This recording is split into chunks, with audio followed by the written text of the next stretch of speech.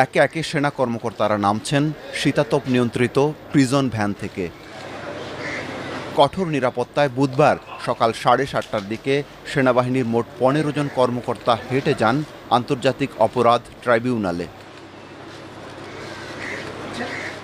বিচারপতি মোহাম্মদ গোলাম মুর্তুজা মজুমদারের নেতৃত্বাধীন 3 সদস্যের ট্রাইব্যুনাল 1-এ আসামিদের হাজির করা হয়। শুরুতেই র্যাপিড অ্যাকশন ব্যাটালিয়ন র্যাবের গোপন বন্দিশালায় গুমের ঘটনায় একটি মামলায় সেনাবাহিনীর 10 জন কর্মকর্তাকে এজলাসে হাজির করা হয় সকাল 8টার দিকে। তাদেরকে গ্রেপ্তার দেখিয়ে কারাগারে প্রেরণের নির্দেশ দেওয়া হয়েছে এবং পরবর্তী তারিখ 20 নভেম্বর ধার্য করা হয়েছে এবং এই মামলায় শেখ হাসিনা সহ জেনারেল তারিক সিদ্দিকী সহ যে সমস্ত আসামি পলাতক আছেন তাদের বিরুদ্ধে পত্রিকায় বিজ্ঞপ্তি দিয়ে হাজির হওয়ার জন্য নির্দেশ দেওয়া হয়েছে। আগামী 1 সপ্তাহের মধ্যে এই পত্রিকায় বিজ্ঞপ্তি দিয়ে তাদের হাজির হওয়ার জন্য বলা হয়েছে।